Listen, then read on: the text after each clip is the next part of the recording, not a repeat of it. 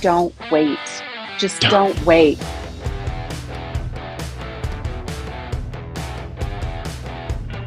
Today's episode of the RV Voice is brought to you by Bish Fix. Ever been stuck with an RV issue miles from the nearest service center? With Bish Fix, expert help is just a video call away, saving you time, money, and keeping you on the road.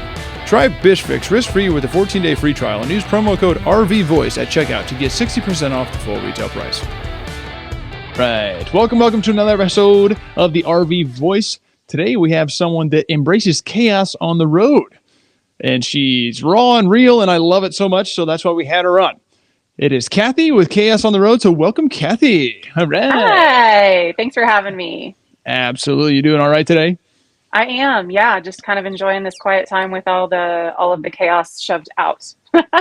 Yeah, you said you guys have been traveling for about 2 years, just had your 2 anniversary, so happy anniversary. Thank you. And you said you're with 2 kids and 2 fur babies, so there's 6 of you total, 6 living beings on the road with you.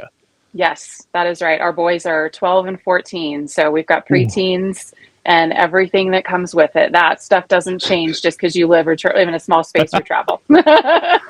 Oh, God. Teenage boys are still teenage boys. So. Woof. Oh, boy. Yeah, literally. We'll save that for another podcast. Anyway, talk about your fur babies. How old are your fur babies? They're 3 and 6. We have Portuguese water dogs, so they are like a hypoallergenic breed. If you saw them, you'd think they were doodles. We get it all the time, but they're really great travel companions. They like to travel a lot. I do think that we underestimated how difficult it would be to travel with pets. I think we had this vision that they were just going to go every single place with us, and just be our buddies. And it's been surprising how much we actually have to leave them at home. How many places pets aren't allowed, or it's just kind of a pain to take them along. So it really has been a lot more thought process, put into our day-to-day and our travels than we anticipated, but we're making it work.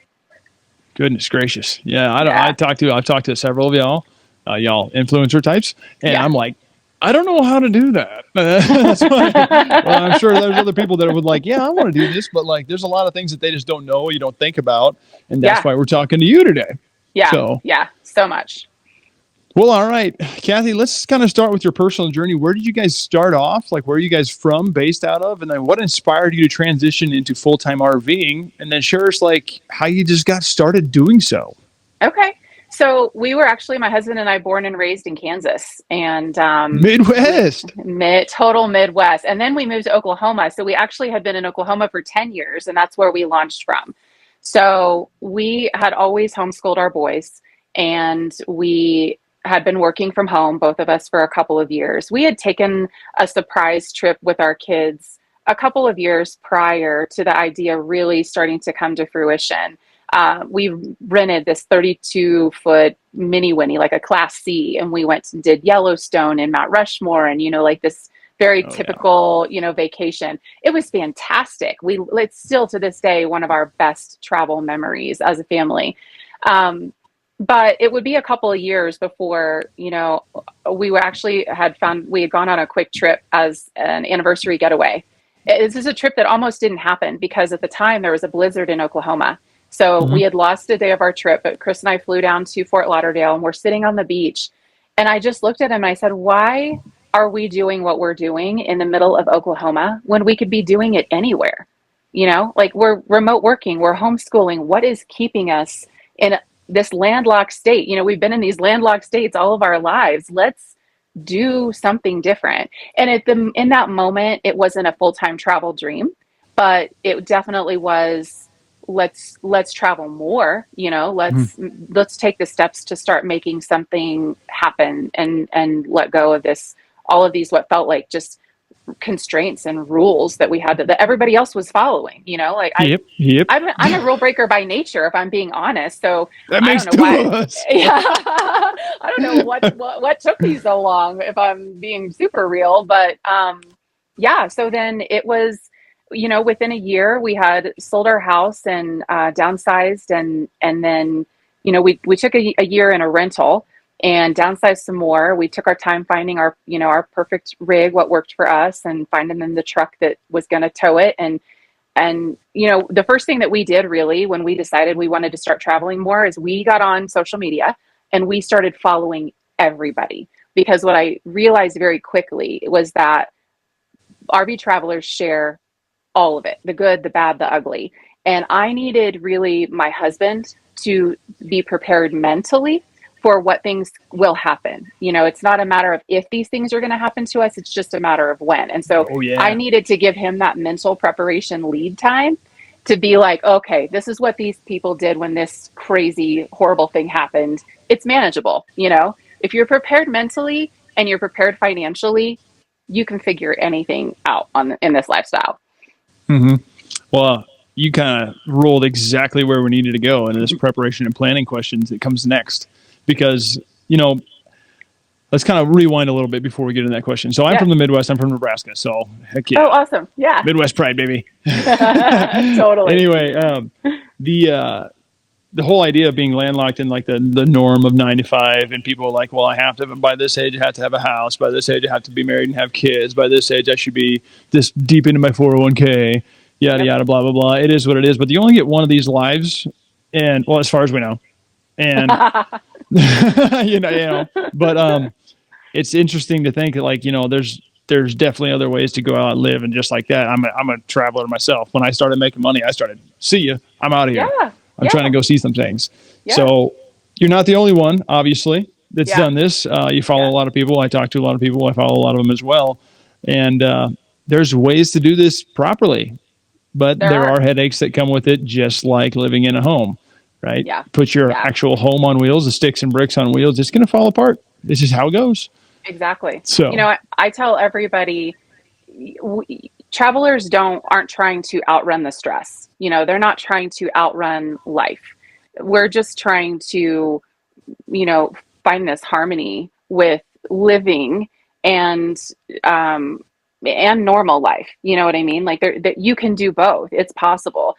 We're not trust fund kids. We still have to work jobs every single day and, to support this dream. But why, if you're going to be stressed anyway, why not do it and like have some cool experiences in between, or have a cool yeah. view behind you if you're going to yell at your kids, like make sure there's Mm-hmm. mountains behind you, like Mm-hmm. I tell everybody that really, like you can't outrun it. It's just a different kind, it's a different Yeah. kind of stressors. It's a whole different set that you introduce into your life. Absolutely. And I love how real and raw you keep it. I mean, even on your reels and stuff, like it's very like to a T, like, yeah, that makes sense. Yeah. We've all been there. We've all said that and that phrase or two, Yeah. Yeah. Those Or select choice 14 of words, times. they come Yeah. out. Yeah. That Yeah. is, and that is something that is, it's very me, that is definitely my personality. That is my husband's and my dynamic. I joke about it a lot about how we know our roles. I'm the dreamer and I tell him the dream and he makes it happen. And we're very good at that. Just like that partnership. And luckily he enjoys what I dream up too. So it benefits us all. Good. Well, it sounds like you found the right one. Yeah. Yeah. All right. Well, you did talk about some preparation and planning. So let's dive into that a little bit. So, like, what steps did you take to prepare for full-time RV life? And then how did you choose your first one? And what advice would you give someone that's still trying to select their first RV to go full-time?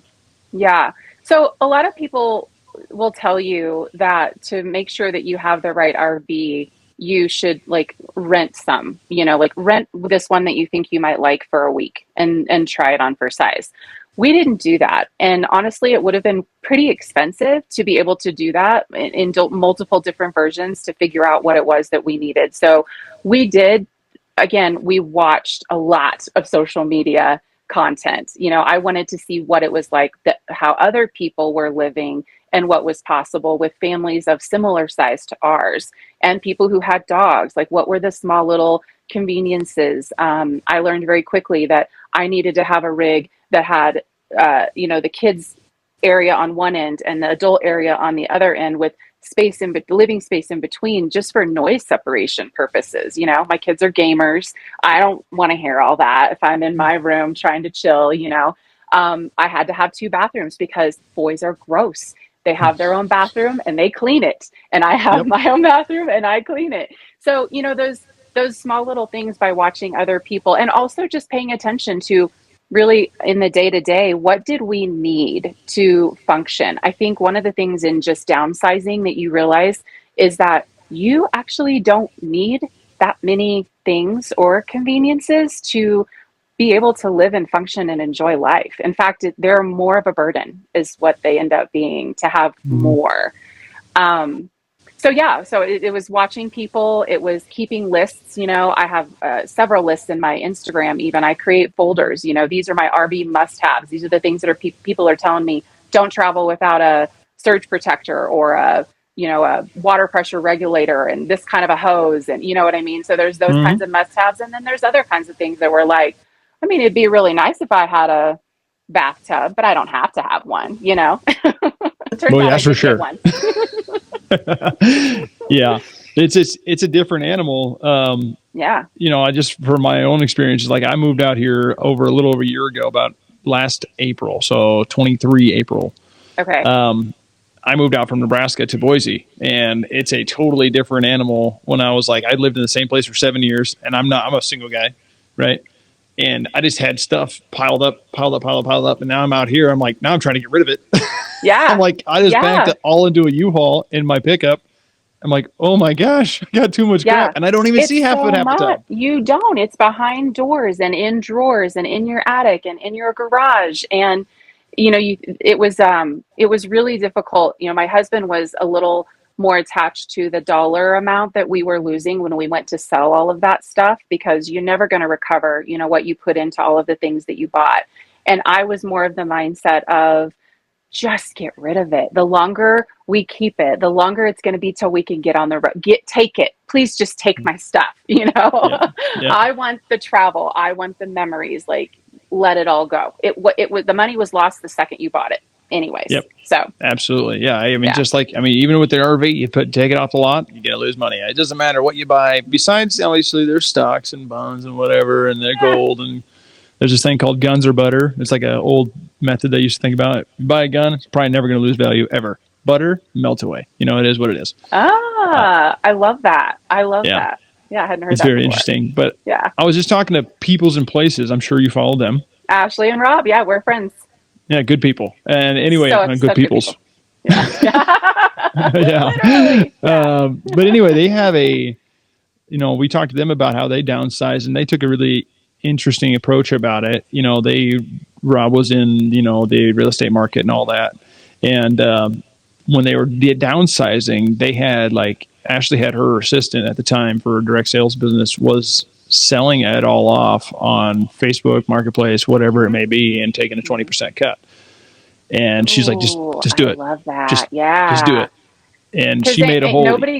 Nobody's got time to be answering all those messages on Facebook Marketplace. I mean, that's genius. Where was Ashley's reel on how to get rid of all of your stuff when I was getting started? Yeah, I just made one. Yeah. But yeah, it was a really interesting way. So I was like, first thing first, you just got to get an assistant, and then you can go on the road full time. Yeah, you just need that one small thing, find a little bit of budget. I will say, in talking about this, we did keep a 10 by 10 storage unit in Oklahoma City of things that we thought, our mindset was, if this doesn't work out in the next year or so, what would we hate to have to rebuy? And so it was some of our bigger ticket stuff, and maybe there were a few pieces of custom furniture that we had built. And, within about 8 months, we knew that that was a bad idea. We should have just sold it to begin with. So there was we were missing nothing. Our emotional attachment had kind of diminished. Faded. And so when we came through in the spring, we took about 3 days, and we tried from memory to remember as much as we could what we had in there, and try to start posting things before we even made it to town. We invited all the friends that we knew to our storage unit 2 days in a row, and literally within 3 days we had everything gone. That's awesome. Yeah, it was amazing. My best friend kept our sentimental items, and she's got them in her attic, and we're free. We're free. No more paying for a storage unit. Yeah, I'm trying to get rid of mine right now. Yeah. It's kind of a pain. It is. I mean, it's a process, and you have to be willing to let it go. You really have to decide what's more important: trying to get $5 more out of that thing, or $50 more out of that thing, Get or it just going. not having to worry about it. I don't even want to think about how much we paid over the last 18 months of storage fees. Even we were paying somebody to babysit our stuff. No, Yeah, I got no mine. more. Mine's only $100 a month, which I mean, it's $100 a month I could be saving, which I'm trying to work out. I'm just got a couple of big things in there, which Yeah, are like hard to bring into my place, and it's just tough. It's what it yeah, is.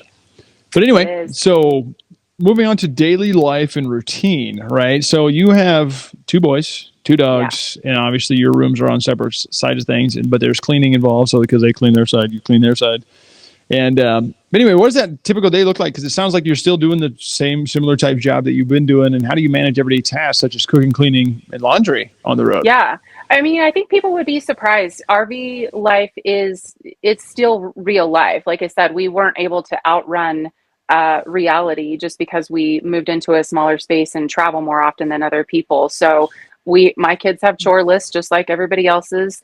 And, we share family responsibilities around here. I get up, excuse me, I get up and I work every single day. I'm a virtual assistant full time, and I'm doing content creation. And this summer, even I was working a part time gig over here at the campground restaurant. So, we're Chris is working. Just kind of depends on what work camping gig we've picked up, but yeah, it all has to get done. Then there's RV maintenance. You've got to stay on top of your living quarters a little bit differently and a little bit more often than you would if you lived in a sticks and bricks. So yeah, I have to yell at my kids 57 times to get up out of bed every day. They're not super excited to get up in school, but like I said, things are very typical. And as far as cooking goes in my RV, I cook pretty much the same as I did before. The only difference I think is the tools that I use are a little bit different. So, an RV oven burns propane and it heats up your rig really fast. So I learned real quick that to have one of those like ninja 10-in-1 situations where I could use an air fryer and a slow cooker and, bake inside that thing, it was more efficient, and it didn't cost me propane. It didn't heat up my house. So you learn little tips and tricks like that. Again, from other travelers is probably where I heard that. I have a convection microwave now, so that's saving me a lot of time. But we cook just like we used to. We didn't have to Mm-hmm. sacrifice. I bake sourdough bread every week. Mm. So yeah, Ain't nothing wrong with that. no. Now, so laundry, do you have a 2-in-1 or stackable, or what do you do? We have a stackable, and that was also another non-negotiable for me. I am not made for laundromats, and yeah, just putting my clothes where other people have had their clothes. A lot of other people have had their clothes. It's just not for me. So, and also I didn't want to take the extra time. I'm a productive person by nature, so being able to throw a load of laundry in and then come and sit down and do some work at the same time and get up when it works for me to come and sit. I like that ability to just keep up with it in the midst of everything else that's going on. Yeah, absolutely. I mean, yeah, I remember in college using the college dorm room ones, and yeah, yucky. Yeah, I ended up with other people's things in Yeah. my dryer. Yeah. It's not, yeah. And people watch their dog bedding and stuff, and like, no, it ain't for All me. the stuff, all the stuff. bless, So, yeah, I totally bless the people understand. that can handle it, but I'm not one of those people. Yeah. Well, so I mean, within that though, you found certain challenges and certain solutions along the way, right? So, what are some of the biggest ones you faced while being in an RV? How did you overcome them, and how do you handle maintenance and repairs on the road? Because yeah, like you said, these things go down the road. Hurricane force speeds, earthquake every time. I Every mean, I'm time. sure the husband probably takes care of most of it, but like you got things to take care of too. So like, what are those challenges? How do you guys come up with solutions for those? Yeah. So, I mean, I'm glad that you said that and that you mentioned him, because you're asking me, but the answer really is I don't handle most of them. He really does.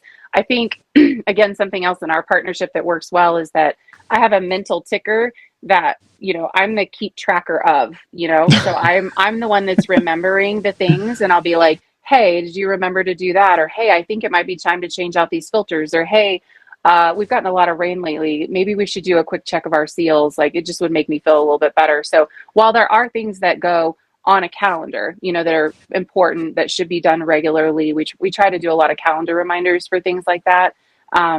It does work out that my brain works overtime most days. So there's not a lot that gets forgotten. And then again, he's the executor of all the things that I think of.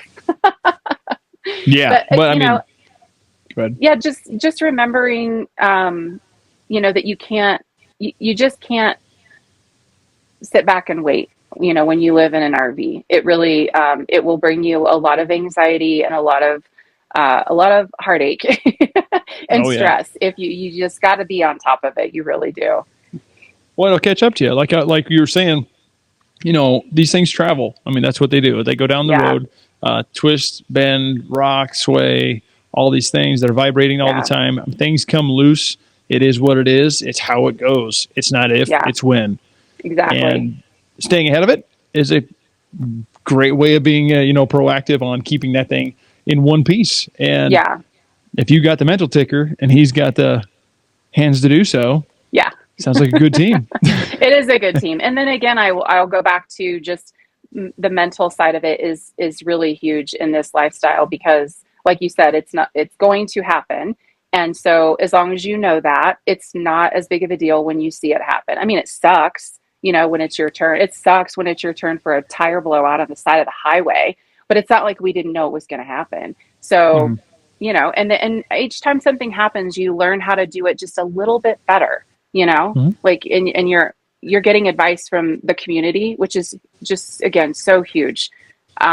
Sharing the ugly side and the hard side of RV travel, people will offer you advice. People will reach out to you. People will ask you if you need any help. Like, it is incredible the number of times that we have just had people ask us, like, is there anything that, I might be in the next state, but is there anything that I can do to help you? Or, hey, I might know somebody that's in your area.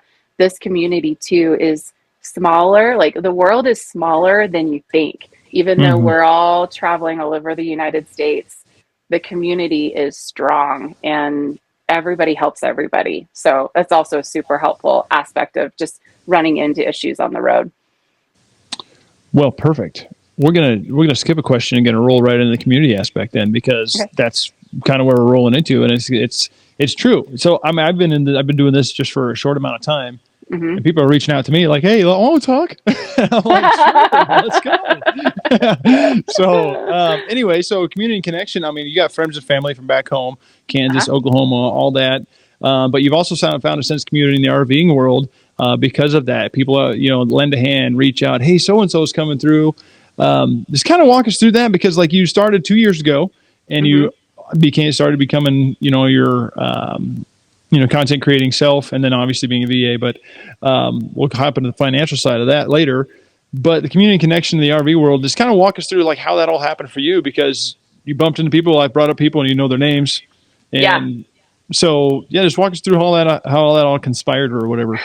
So I would say the first thing that helped us to foster a sense of community was our Thousand Trails membership. Thousand Trails is a Mm, campground membership that mostly full-time travelers use. So when you find yourself at a campground where other people are mostly doing what you're doing, you can put yourself into chat groups. Basically, like, there have been a couple of groups that have organized even spreadsheets of chat group links for each location. So that's what I first started doing, is making sure that when we were getting ready to, the day before or maybe even the week before we'd show up at a location, I'd find the right chat group. I'd hop in there and be like, hey, we're coming through next week. We've got two boys, ages 12 and 14. Who all is going to be around? You got to put yourself out there is the thing. And when you get invited to things like a fire or whatever, like, you got to show up because you never know what connections you're going to make. It has been so surprising to me to realize that I might have met somebody in Florida and then I'm going to see them in, like, Northern California in a few months. Like, it's the way that you cross paths with people, or again, those who somebody knows somebody that knows somebody. Um, yeah. And then also on social media, making sure that you're engaging, not just for business purposes, but like creating those connections and truly reaching out to people and being willing to have conversations. And then also, I want to make sure I mention RV Queens group. Like we have a Marco Polo group that I joined earlier in the year. Kate runs the RV Queens podcast, and she decided to create a community for RV women. And so every month she mixes us up, and we're in different Marco Polo groups. So we're meeting new people we're all, women who either live and travel in their RVs, and that's just one more source of connection. Marco Polo is amazing. Is it called Marco Polo? It is. It's called Marco Polo. What's funny is I had been using it for years. It's how even, when I lived in the same city as my best friends, as adults who were all moms and working, it was hard for us to get together a lot. So we would use Marco Polo as like our daily, communication with each other. And now it's being used for things like this, to foster connections between people that are like you. It doesn't matter where you are, It's amazing. Interesting. It's been a game changer for me, both personally and business wise. Well, that's kind of cool. Is it like I'm guessing it's just an app to like, hey, talk to this person today. Yeah, it's like a video chat. So like I can leave you a video. It's almost like leaving you a FaceTime as a message, and then you can watch it whenever you want, and then you can get back on and leave your own. And you can have groups of as many people as you want. And yeah, it's super cool. Wow. Yeah. Well, that's the first time I heard that. I heard Thousand Trails basically every conversation that I've had. Yeah. But, Hip Camp, all those things. But Marco Polo, interesting. Marco Polo, that's where it's at. It's probably the most cool. personal way I feel that I can connect with people, just like there's something different about being able to see someone's face and hear their voice at the same time, but then also not feel pressured to have to pick up a phone or pick up a FaceTime. So yeah, because it does take time. I had the exact same problem. I moved across, I had friend group for 30 years, basically moved across the country, and like, man, it's like, I barely have time. If I pick up the phone, it's going to be an hour phone call, and I know it. You go down a rabbit hole. I feel bad about it. I know, but ain't nobody got time for that. It's not like we got a lot of stuff to do, and we want to connect, but we also want to do other things. So I feel like Marco Polo is like that perfect solution. Yeah. Well, interesting. I might have to bring that up to the friend group, but we have a Snapchat friend group that we talk to each other and talk crap. What it is. All right. Well, I'm going to go back to the financial aspects because, it's a very important thing when you're living on the road, because a lot of people, they go like me right now. I'm at a 9 to 5, right? I come in here and that's what I do. That's my daily routine from Monday to Friday. Mm-hmm. But as a RV full-time, family, it's a little different, right? So how do you sustain your lifestyle financially? You're a content creator and you're a VA for other companies, it sounds like. Mm-hmm. But are there any specific tips you can offer for earning an income while on the road? And then what budgeting advice would you give to somebody considering the full-time RVing life? Yeah, this is a great question because, our financial situation isn't playing out like we anticipated that it would, because after we had purchased our RV and sold everything, and we were stationary for just a few months, and 3 weeks before we launched, my husband lost his remote job, actually. Ooh. And so that was not something we were prepared for. So the first piece of budgeting advice I would give anyone is to make sure you have a savings. Follow the same savings guideline that you would follow if, what is it? Like they say, have 3 months or something like that worth of salary in the bank to cover in the event that you were to lose a job in any scenario. So that was an unexpected thing. And to this day, my husband hasn't actually been able to replace his professional career in a full-time remote way, with what the skills that he has. So we were able to do two things. Number one, I ramped up my virtual assistant business. I took on more clients, and then we decided, after a few months of him searching, we decided to open ourselves up to the possibility of work camping. And work camping has been a game changer, really. We have now for 2 summers in a row come out here to Ouray, Colorado, and worked for, last year it was 4 months. This year it was 5 months. We get a very cheap site and we get full-time work, for him, for pay. Our boys have been able to work these past 2 summers they're old enough in the state of Colorado to be hired and pay their own taxes and do all the things. That's good. And then Put them to it's work. amazing. It's amazing. And they Pull your own love weight. it. Yes, right? Pay your Yeah. own taxes. And these are the kinds of life skills that were important to us anyway when we wanted to start homeschooling our kids. And so to have these opportunities for them is super important. So, the work camping, although it wasn't really in our game plan, and I don't know that I would love to continue to stay places 4 and 5 months at a time, it has been a financial saving grace for us, really. If it weren't for these opportunities. We also have gone up north and done beet harvest in North Dakota for a month. He did that last year. And then there are other ways, platforms like Escapees where they have remote opportunities listed. So he's done like a part-time gig over tax season, helping out with a tax firm out of Massachusetts, actually. And so there are opportunities, everywhere. You have to be creative. You have to be open to it. You have to be willing to kind of poke around, and be flexible. Flexibility is probably an overarching theme in this lifestyle, but for us, flexibility with how we were going to make a living and make sure that we had the income that we needed to feel comfortable, it has required flexibility. Absolutely. But it's like, it also kind of opens up the community aspect, right? So you're working from the idea of work camping. I'm sure you've met some cool people coming through there and made some connections.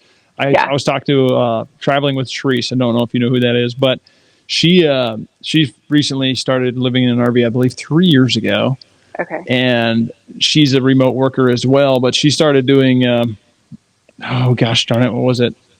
She said she's met so many people that got offered jobs for remote working, like while being remote at campsites. Oh my God, that's so cool. Happens all the time, right? Like, oh, this is what I did, and this is my profession. I just decided to go on the road, and they're like, oh, we could use you. Yeah. Oh my God. What a dream that would be if that were to happen to my husband. I found it to be really fun this year that I was doing, I was serving over at the restaurant, and to see, we're in a destination mountain town. So people are coming here for a vacation. And so the number of people that I was meeting this summer and just hearing about, their travels and them asking me about my travels and us giving each other recommendations. And then I even had some people that would pass me their phone number and say, hey, if you're ever coming through and you need anything, call me. I'm like, oh, absolutely. I just met you and served you dinner, but that is so sweet. Yeah. Well, thank you. That means I'm a good person. Right? Like there must have been some sort of connection there. But yeah, it is crazy. And you're right. There is community. And I think that's what's going to make it hard for us again for the second summer in a row to leave here. Ouray now kind of feels like home, having spent so much time here. And the people that we're working with become family when you're, together for an entire season. And it's going to be bittersweet when we leave in 2 weeks. Well, you're building a work camp resume now, so you can try it. Maybe do in other states. yeah, maybe. Yeah, Colorado is one of my favorite states to go through. It doesn't matter what we're doing. Where I go, I love it so much. Salida, Buena Vista, Crested Butte, all that. Absolutely wonderful. We're actually headed to Telluride this afternoon. We're gonna get on that gondola and ride through the aspens because the leaf change is all happening here, and oh God, it's amazing. It's amazing. Makes me mad. I'll send you pictures. Yeah, well, I will eventually get to Colorado. That's probably like the end goal, is because I'd be closer to home. But Colorado is just wonderful. Skiing, camping, hunting, all of it in general. All of it, yeah. Well, along the way, 2 years, you've definitely had some favorite experiences, right? Like you said, just working from the work camp at the restaurant, you said you had some favorite experiences and all that. So share some of your most memorable experiences on your favorite destinations. And what are some unexpected benefits of the RV lifestyle that you may not have expected happening? I'm going to start with your second question because the first one is so hard. I'm sure I'm not the only one that finds it really hard to choose. I think I would prefer to choose a state than maybe one particular thing or place. But I think the unexpected benefit for me has been I get to say no more. I get to say no to the pressure of having to show up where maybe I didn't really want to show up before. When you live in the same town with your family, and there's events, and everybody's got their kids in sports, and what everybody else is doing. There's a lot of pressure to show up and live that life and do those things that everybody else is doing. And I think what I've realized is that I'm really okay being a little less social, and I can say no, because just because my home is on wheels doesn't mean I can just hop, skip, jump, over a few states just because something's happening. That doesn't mean Mm-hmm. I don't get a little bit of FOMO sometimes, but not very often. So I kind of Interesting. like just being like, no, we're not going to make it for Thanksgiving this year. Like, we're going to be in this really cool place, and we're going to have a great time. And I hope you guys have a great time, and we'll catch you next time.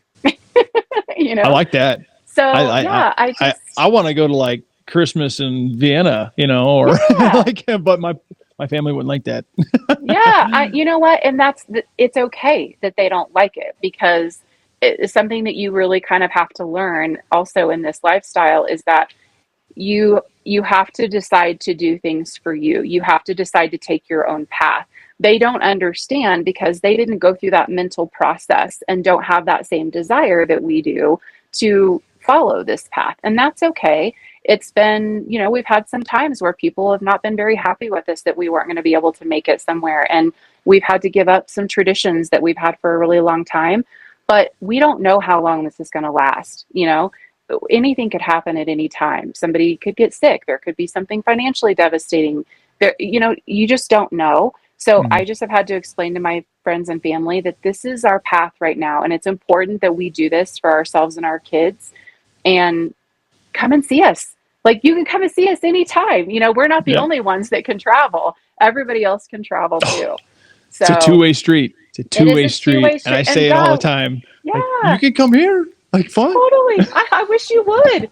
I Yeah. wish you would come out here and share this experience with me. It's amazing. Mm. Um, I was going to tell you though, just to answer your other question, it's really hard to choose favorite moments. I would say we did the Mighty Five in Utah in a real quick fashion last year, before on our way out to Colorado, and doing the Mighty Five parks was a really neat experience. I definitely want to go back and experience in each of the parks in a little bit more depth. But I also just overall love the state of California. Mhm. That state has so much to offer, to be able to be on the beach, and then on the mountains, and then in the desert, and all the national parks. Like, I just freaking love that state.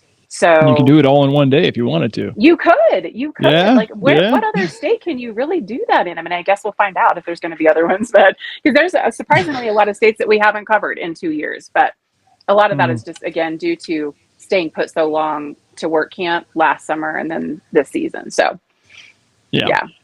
Yeah. I can imagine. I mean, being on the road, I've done a lot of traveling, driving, and all that. Hmm. And it's hard to like, hey, this is one. But I can think of one. I was in Vienna, Austria. This was back 2019, but they had an ice rink in like one of the Christmas. They have a Christmas market every year. I mean, every town in Europe has a Christmas market, but they had Hmm. an ice rink that was like a spider web track through one of their parks, and all the trees were completely lit up all the way up. The branches, I Ah, mean, all separate. It was incredible. And that castle what a behind it, that dream. was up there.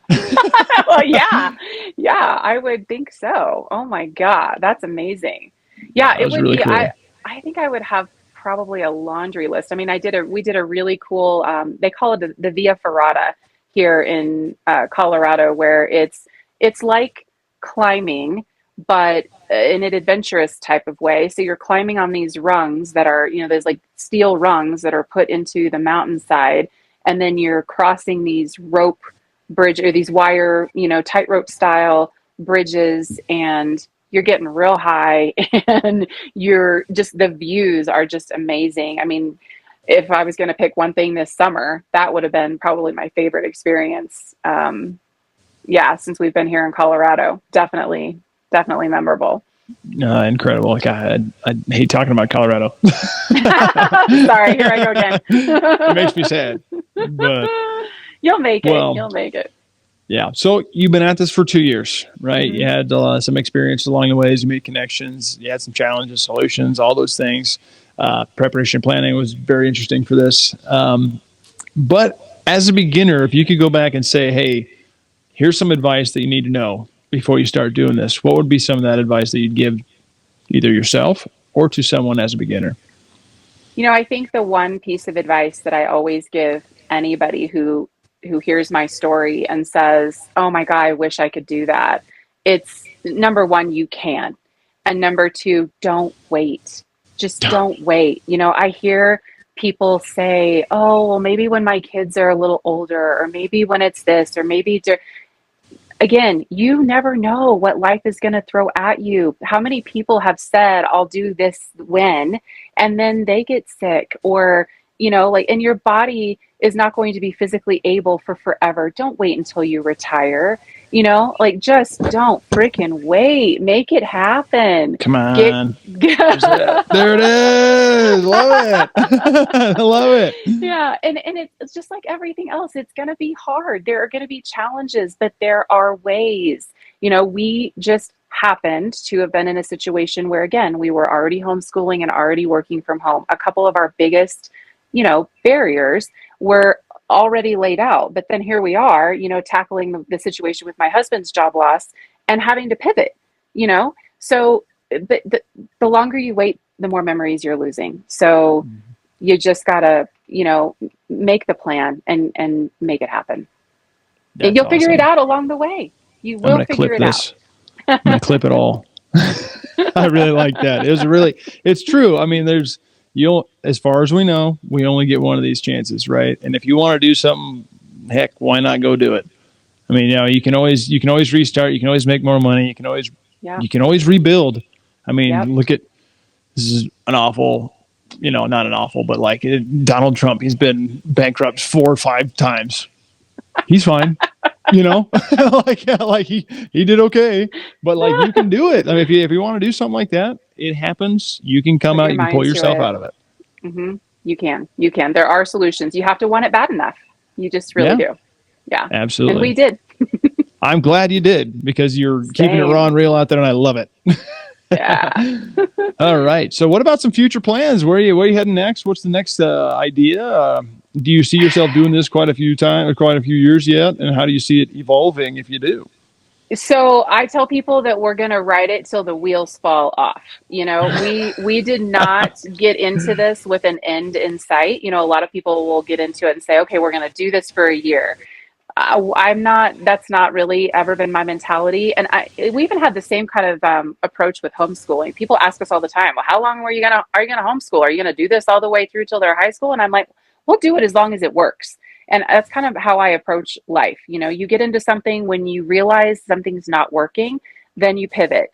So I don't have an end in sight. I have a lot of places to see. We haven't even seen half of the states in this country. Plus I want to do Canada. And so there's a lot. But to answer your question about where we're going next, we leave Colorado here in a couple of weeks. We're going to spend a month in Utah. We're going to spend a month in Arizona. And then we are going to go to Baja, Mexico for January and February and see how that plays out for us for a couple of months. I wish you the best of luck. I heard wonderful things. Thank you. Same. We're nervous. There's a lot of research to do. We're looking for other families who want to join us still, because we don't want to go alone. I'll do a lot of things, scared. I'll do a lot of things scared. I don't want to do things stupid. So that's the difference. I just want to be as prepared as possible and be safe. So. Absolutely. Crossing the border, doesn't matter which way you're going, up or down, left, right, doesn't matter where you go. Things are different. It's just all it is. They just are. Good, bad, ugly. I mean, a lot of the states are that way too. So exactly. I know. I've been to a lot of places. Don't turn down there, because you can't turn around and you get sketched pretty quick. Oh God, familiar. So familiar. Yeah. All right. So let's talk about your RV a little bit. So you have a Heartland Gateway, 2017-ish, maybe 16, 18. Some favorite gadgets and gizmos that you've learned on the road, or that you've actually picked up, or add-ons. It looks like you did that add-on to that, whatever in the background. It looks wonderful. Yeah, if you haven't seen that, look behind Kathy over her shoulder, and it's cabin-like. It is gorgeous. And then it also looks like you did some above your slide. Is that a slide there? Yeah, Are I'm you in a sitting slide right now? actually in our living kitchen slide. Yeah, so I've got a shelf up there that's got some storage baskets and stuff. We renovated this thing almost top to bottom. It was the first thing that we did. Actually, was we kind of stripped almost everything. We took out we redid the flooring, we painted everything top to bottom. A lot of cabinetry came out. All the stock furniture was actually already gone, so we were able to put more, residential things that work. I have a standing desk in here. I really am big on conveniences. So things that make my daily life easier, such as my standing desk. I even have a walking pad that slides. It's behind me right now. It slides underneath my couch, so I can walk and work and have this standing desk. And it works for me so that I don't ever get bored or sit still for too long. But aside from that, we tried to do a lot of things that, number one, made our home on wheels really feel like home. I Mhm. wanted this to be a place that, at the end of a day of adventuring or at the end of a day of just work, it felt like home to us. So the renovation was important to me, and putting my own touches on it. And then the conveniences of little things that make life smoother on a travel day, making sure that things are stuck in place or nailed down or, can slide underneath something. Anything that makes your tear down and setup easier, I will throw all the money at it, all the Mhm. organization, I love to organize. I love to always just make things be more efficient, whether it's in my day to day or on a travel day. Um, yeah, take my money with organizational stuff. That's awesome. Yeah, and I love that you guys did a renovation. I just actually had BB and the RV on, and they talked. They flip RVs for a living or Uh-huh. renovate, either way. Yeah. And that was really cool. I mean, they've done some really cool stuff in their RVs, and Yeah. just like that in the background, their little cabin style, the shiplap and all that. Uh-huh. Wonderful. The pine, knotty pine, if that is, it looks Something very like good. that. Yeah, around there. Yeah. That's Yeah. awesome for you, though. Thank I'm you. happy I that you're love it. enjoying it because it's a different lifestyle, and Hmm. some people just struggle, and obviously they don't make it through. But I'm Yeah. glad you guys are, and I'm glad you're going to keep doing that. Same. So Till the lastly, wheels fall off, baby. yeah, absolutely, I heard. Yeah, we'll probably tagline that again, but that was awesome. Um, so you've actually kind of answered this in a lot of different ways, but I want to know, like, what is your why, and like, why do you keep doing it? Yeah, I think I'll go back to being a bit of a rule breaker. I just have never I've never really wanted to do what a lot of people have done. I Mm-hmm. I bought my first house as a single mom when I was 23. I have been an entrepreneur even since I was really young. I didn't really want to work for the man, I wanted to work for myself. Mm-hmm. And so I think this has just been an extension of me personally wanting to try something different and be a little adventurous, and also offer these experiences to my kids and show them what is possible. And not even just my kids, but everybody. I Mm-hmm. was inspired by the people in the community that were doing this, and I would love to be the person that inspires even one family to go for it. And I think that's one of the reasons that I decided to build a social media presence, because I wanted to give back in the way that, at least some sort of way, that people gave to me. I wouldn't be here if it weren't for people on social media. I just wouldn't. They came before me and they've paved the way and they showed me all the things. And, I hope I can do that for some other people. So, Yeah, in my experience, social media has been pretty expensive in my life. Like, oh yeah, I want to also do that. So same. guess what? I don't do it.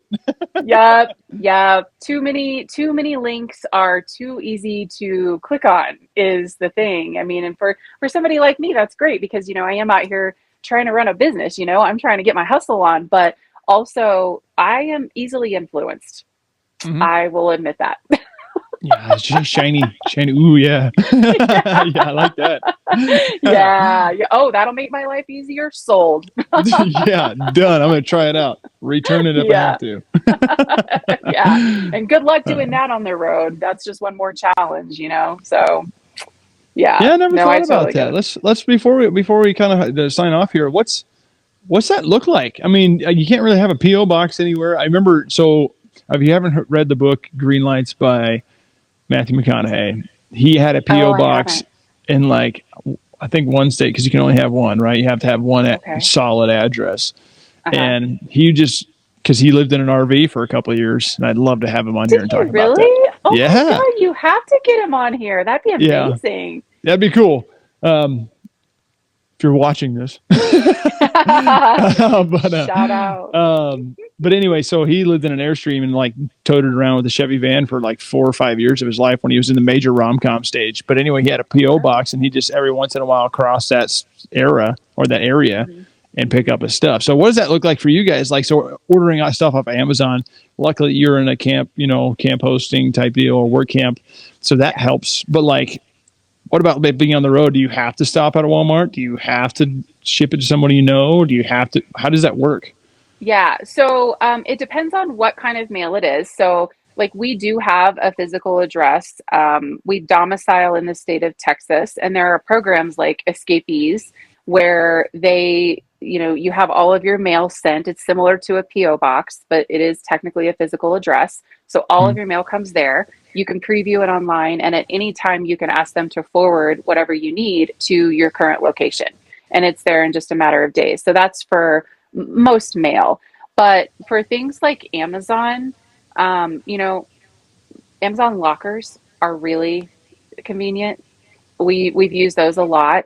But really, if you're not in a super remote place and you're there for at least a week, you can get an Amazon shipment pretty darn quick. Oh yeah. Um, Places out here like where we are now, it's remote enough that you can count on an extra couple of days, but it's not too bad. But there are ways, I think probably more of a bummer than having a hard time getting your shipments. It's being in places where you don't have the like even the stores that you're used to having. Like I don't remember the last time I saw a Trader Joe's. So I've got friends coming out next weekend. They're totally bringing me a stock up of Trader Joe's because Yeah. they live in a place that has what I need and it's pumpkin season and I need all the pumpkin things. Yeah. So, like people help you out, like you Yeah. just yeah, I think I missed that. That's a little bit harder than, HEB. I haven't seen an HEB since we left Texas. I don't know the next time I'm going to be in Texas. So I'm going to miss HEB for a while. So that probably gets me a little more than just having to figure out, shipping stuff. And then we do have one little kind of something that is a little bit difficult for us on the road. Our son takes a medication that he has to see a doctor every 3 months. Mhm. So what we have ended up doing was actually we just establish new doctors in whatever state we happen to be in at the time every 3 months, and then we carry paper records with us, to show his medical history and make it super easy. Mhm. And well, I mean, we attempt to make it super easy, but I would say that that might be actually one of our biggest challenges on the road Mhm. because his medication happens to be a controlled substance. Yeah. So it can be very difficult, and the rules and regulations, even state to state or pharmacy to pharmacy, Oh wow. doctor to doctor, everybody operates a little bit differently. So I might have gotten in an argument with a pharmacist like 2 days ago. I don't know, but Wouldn't that's blame you. okay. But Yeah. it's a challenge, healthcare on the road. It can be a challenge for people, and a lot of Yeah. people will go back to their home base to do that. But for us, going back to home base every 3 months, that's not realistic. And so we're doing it a different way. So far, it's been okay, but it's stressful. It can be stressful. I guess I never thought about that. So yeah, shipping and then I guess medical. I never really Hmm. thought about it. That could be a real issue for people that have their certain issues, right? I mean, Yeah. wow. Yeah, I Yeah. never thought about that. I can't just call my family doctor like, "Hey, I need I need an albuterol because I need my inhaler stat." Right. Yeah, yeah. And unfortunately, we can't do that in our situation because it's a state line sort of situation. So our Yep. doctor that we started with can't call us in a prescription. So, by the time we're done, we might have a doctor for him in 15 states, who knows? But that's okay, because then as we Spread continue to out. travel, we'll be able to, go back to a doctor that we've seen before. Yeah, build that list. Yeah. Oh my gosh. Well, it's been incredible talking to you, Kathy. It's been a wonderful time. You've done Same. great with all these. I mean, this every time I talk to you guys, I learn something new. So I really appreciate that. The way you Of prep, the way you course. plan, and then why not just go and do it? I flipping love that. I Yeah. try to live my life that way too. And when I started making money, I started traveling, because why not? You only get, as far as we only get one chance at this life. and if I want to go see it, just as well, because I might not see it again. So Right. Right. Even if you just have a day in a place, and that can happen a lot. Take the time, do it. Go see the place. Go do the thing. Take a couple pictures and say that you've been there. Just don't live with regret. That would just be the worst, to live with regret and say that, well, I wish I would have. We're not going to do that here. yeah, take a chance and just go. Yeah. Well, Yeah. And thanks for all you do for getting, all this inspiration out for everybody. I would love to see more people on the road. There's room for more. There is. So, but we're working on it. We're trying to Yeah. not only do we tell people how to do it, we also sell the RVs to do so. So love it. Love it. Help them in all the ways. Get them out here. all right, Kathy. Well, thank you so much for joining today. If you haven't followed Kathy on Chaos on the Road, all the links are up there in the corner in that QR code. Give her a follow. She has wonderful stuff. She makes me laugh and giggle all the time. So that's why I follow her. And again, if you like the RV Voice, please follow us. We also talk to manufacturers and all that. And stay tuned for more from the RV Voice. Thanks for watching.